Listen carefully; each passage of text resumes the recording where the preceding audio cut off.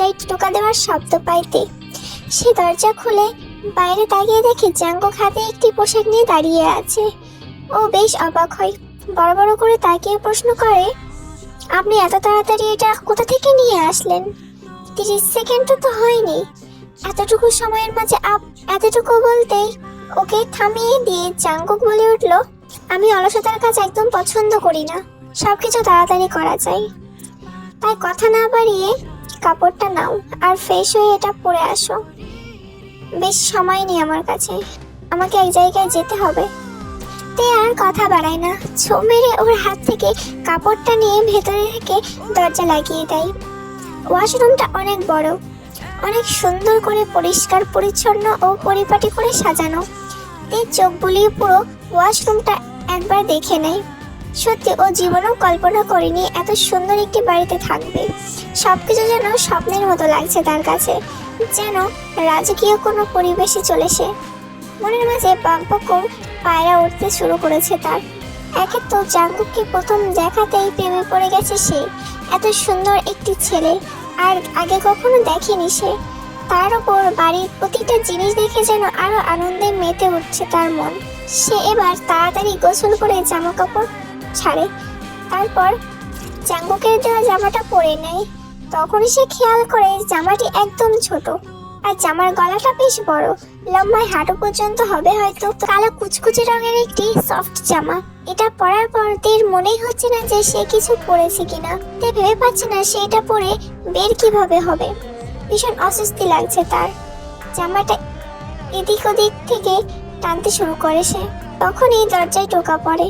ওপাশ থেকে জাঙ্কুক বলে ওঠে, কি হলো, আর কতক্ষণ লাগবে? জলদি এসো, আমাকে যেতে হবে। তে কোনো উপায় না পেয়ে আগে জামার সাথে রেখে দেওয়া ওড়নাটা গায়ে জড়িয়ে নেয়। তারপর দরজা খুলে কাপড় টানতে টানতে বাইরে বেরিয়ে আসে। ওকে পা থেকে মাথা পর্যন্ত এক পলক দেখে নেয় জাঙ্কুক। তারপর আচমকা ওড়নাটা ধরে টান মারে। সাথে সাথে ঘুরে পড়ে যেতে নিল তে। তখনই ওর হাত ধরে ফেলে জাঙ্কুক। তারপর গম্ভীর গলায় বলে, আমার সামনে এভাবে আসলে আর কোনো প্রয়োজন নেই। তুমি ভেবো না যে তুমি আমার সামনে এটা পরে আসলে আমি ভুলভাল কিছু করে বসবো। তুমি এতটা সুন্দর নাও, আমার কাছে এর থেকে ভালো কোনো পোশাক নেই, তাই এটা পরতে হবে তোমায়। এখন চুপচাপ আমার কথা শোনো, আমি বাইরে যাচ্ছি। এই বাড়ি থেকে বাইরে বের হবে না। আমার আসতে হয়তো কিছুক্ষণ সময় লাগবে। বাসা থেকে কোনো মতেই বাইরে বের হবে না। যে কেউ এসে ডাকুক না কেন, বাইরে বার হবে না কিন্তু। মনে থাকে যেন আমার কথাটা। তে ছোট করে একটি হাসিচোখ মাথা নাড়ে আর জাঙ্কুক কথাগুলো বলেই সেখান থেকে চলে যেতে নেয়। তারপর কিছু একটা ভেবে আবারও ফিরে আসে। পকেট থেকে একটা কিছু বের করে তে হাতে বেঁধে দিতে দিতে বলে, যে তোমার হাতে সবসময় বেঁধে রাখবে। 1 মিনিটের জন্য এটি খুলবে না। ধরে নাও তোমার বরের কাছ থেকে এটা তোমার প্রথম গিফট। তে ভ্রুকুচকে হাতের দিকে তাকায়, দেখে এখানে একটি পালক বেঁধে দেওয়া। পালকটা দেখে ঠিক বোঝা যাচ্ছে না এটা কিসের পালক, তবে পালকটা একদম কুচকুচে কালো রঙের, যেন শাইন করছে সেটা। তাই কিছু বলবে তার আগেই ওকে কিছু বলার সুযোগ না দিয়ে বাসা থেকে দ্রুত বার হয়ে যায় জাঙ্কুক। চোখের পলকে যেন উধাও হয়ে যায় সে। এতে ভীষণ অবাক হয়, সাথে রাগও হয় প্রচুর। সে কিভাবে বলল তে এতটাও সুন্দর নয়? নিজের রূপের বড্ড বেশি অহংকার লোকটার। তুই যখন অহংকার, তাহলে ওকে বিয়ে করার কি দরকার ছিল? কে বলেছিল বিয়ে করতে ওকে? কথাগুলো ভেবে মনে মনে ভীষণ অভিমান হয় তার। কিন্তু সে অভিমানকে দূরে রেখে খাবার খুঁজতে থাকে। সে বুঝতে পারে যে তার ভীষণ ক্ষুধা পেয়েছে। এদিকে জাঙ্কুক চলে গেছে, সে কি খাবে তার কোনো বুঝতেই পারছে না কিছু সে। তাই ধীর পায়ে নিজের রুম থেকে বাইরে বের হয় সে। দেখে বাইরে বিশাল বড় একটি রুম, আর সেখানে একটি ডাইনিং টেবিল রাখা। সেই টেবিলের ওপর অনেকগুলো বাসনের মাঝে নানা রকমের ফল রাখা, তাছাড়া অন্য কোনো খাবার নাই। ঘুম ভেঙে নিজেকে বিছানায় আবিষ্কার করে দেয়। মাথাটা ভীষণ ভারী হয়ে আছে তার। সে ধীরে ধীরে চোখ ডলতে ডলতে উঠে বসে। তারপর চারিদিকে তাকিয়ে বোঝার চেষ্টা করে তার সাথে ঠিক কি হয়েছিল। কিন্তু সে জাঙ্কুকে ছাড়া কোনো কিছুই মনে পড়ে না তার। রুমটা খালি দেখে ভীষণ ভয় পায় সে। চারদিকে চোখ বুলিয়ে দেখে সে রুমে ছাড়া আর অন্য কেউই নেই। এদিকে ভীষণ টয়লেট চাপ দিলে আর কোনো কিছু না ভেবে টয়লেটের দিকে দৌড় লাগায় সে। কিন্তু টয়লেটে যাওয়ার সাথে সাথে কিছু একটা এটা দেখে ভয় পেয়ে যায় সে আর চিৎকার করতে শুরু করে সে। তখন কোথা থেকে যেন হাওয়ার বেগে সেখানে ছুটে আসে জাঙ্কুক। ওকে দেখতে পেয়ে দেখে দৌড়ে গিয়ে তাকে শক্ত করে জড়িয়ে ধরে, যে তাকে এতটাই আষ্টেপৃষ্টে জড়িয়ে ধরেছে যে শরীরের ঘ্রাণ একদম তীব্রভাবে পাচ্ছে জাঙ্কুক, যার কারণে তার ভিতরের ভ্যাম্পায়ার রূপটা জেগে উঠছে। ইচ্ছা করছে এখনই তের গলায় নিজের সরু দুটি দাঁত বসিয়ে পুরো শরীরের রক্ত চুষে খেয়ে নিতে, কিন্তু সেটা এখন করা যাবে না। সঠিক সময়ের অপেক্ষা করতে হবে। তাই নিজেকে যথেষ্ট সম্ভব সামলে নিয়ে তেকে জোরে ধাক্কা দিয়ে নিজের থেকে সরিয়ে দেয় জাঙ্কুক। সাথে সাথে দে তাল সামলাতে না পেরে দেয়ালের সাথে গিয়ে মাথায় আঘাত পায়, ফলে মাথা ফেটে একটু রক্ত বেরিয়ে পড়ে তার।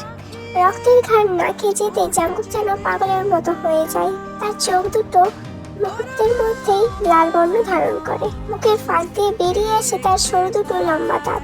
জাঙ্কুক বুঝতে পারে এখন কি ঘটতে চলেছে।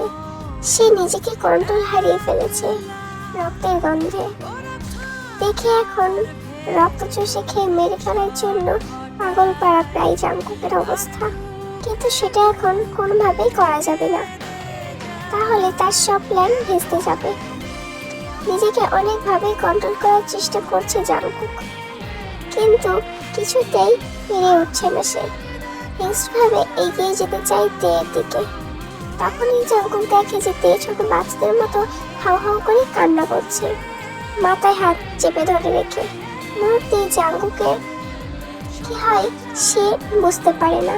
তার ভ্যাম্পায়ার রূপটা গায়েব হয়ে যায় নিমিষের মধ্যে। তের নিষ্পাপ কান্না জড়ানো মুখটা যেন ভীষণ রকম আবেগে ভরিয়ে দিচ্ছে তাকে।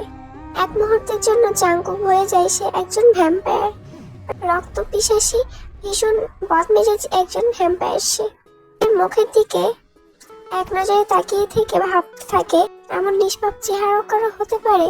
তখনই তে কান্না করতে করতে অভিমানী কণ্ঠে বলে ওঠে, আপনি আপনি খুব পচা, খুব খারাপ, আপনি আমাকে একটু ভালোবাসেন না।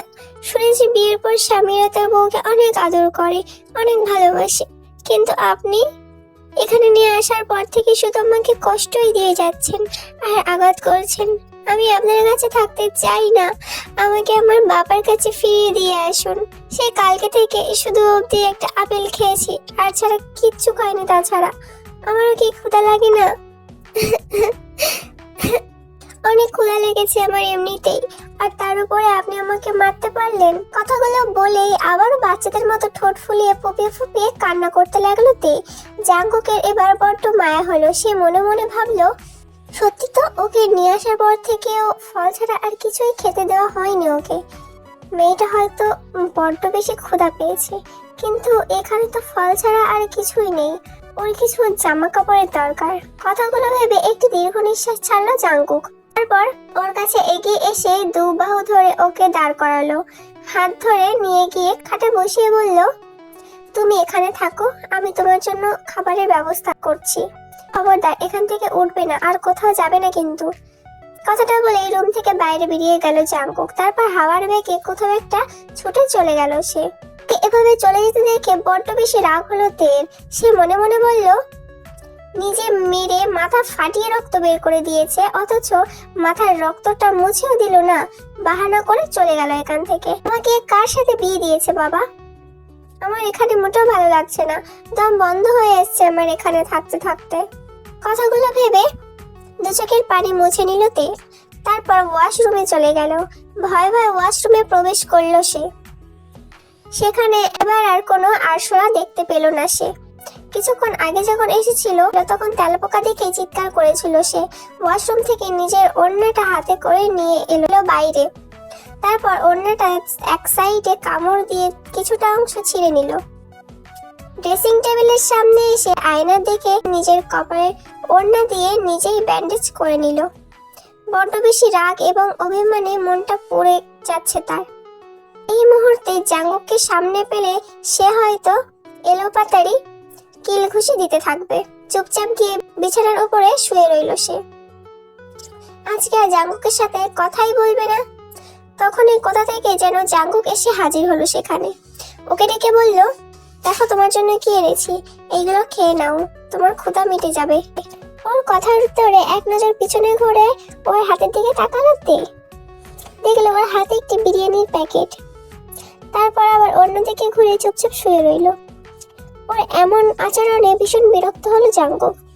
তবু নিজেকে সামনে নিয়ে কর্কশ গলায় ডেকে বলল, কি হলো? আমি কিছু বলছি শুনতে পাও না? চুপচাপ উঠে ওটা খেয়ে নাও। একটু আগে না ক্ষুধা লেগেছে বলে বাচ্চাদের মতো চিৎকার করছিলে, এখন সব ক্ষুধা কোথায় গেল?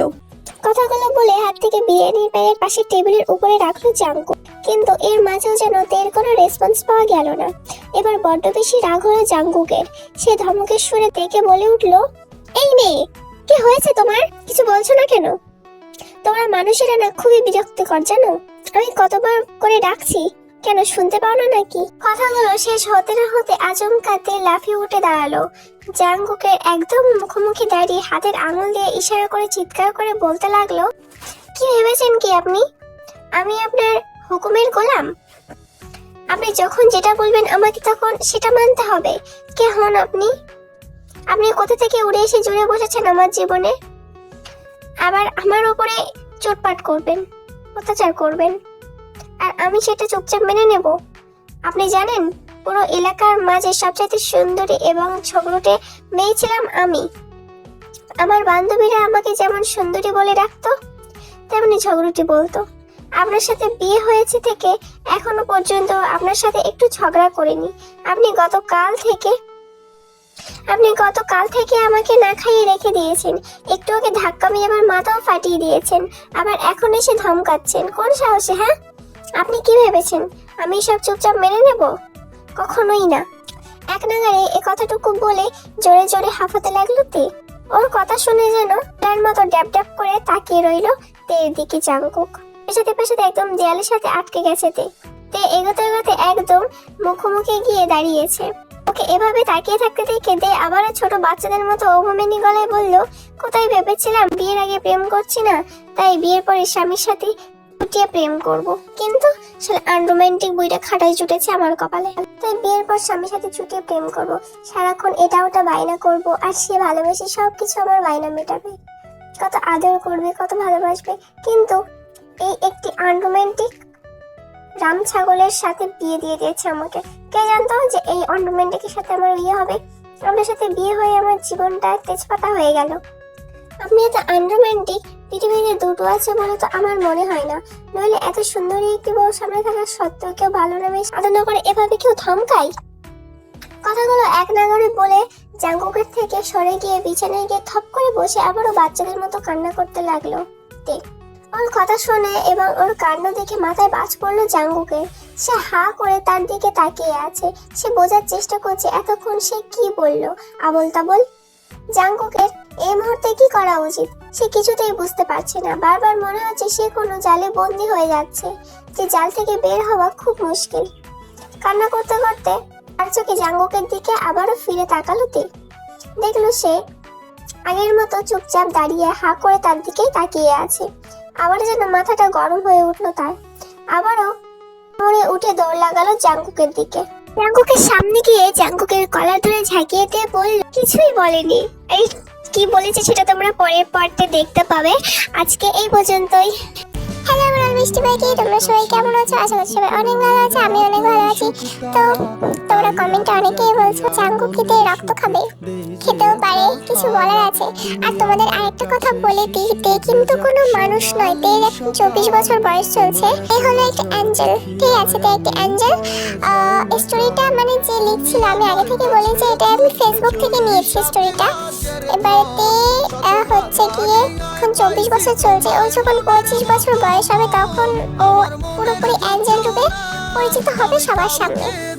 এই স্টোরিটা এখন অনেকটাই বড় হবে আমি আশা করছি। কারণ আরেকটা কথা বলি যে স্টোরিটা আমি ফেসবুক থেকে নিয়েছি। যে বানাচ্ছিল, যে কবি লেখিকা বানাচ্ছিল, কি বলবো, তাকে আর কিছু বলার নেই। 24 পার্ট পর্যন্ত লিখে সে কোথায় মরে গেছে মনে হয়। ভাই কি বলবো আর কি। স্টোরিটা যখন শুরু করেছে তখন ফুল দিয়ে দিতে পারতো, দেয়নি।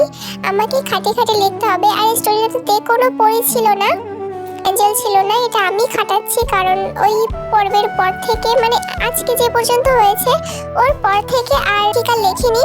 এরপর থেকে আমি সব খাটিয়ে লিখবো। তো আমি জানি না কতদূর কি করতে পারবো।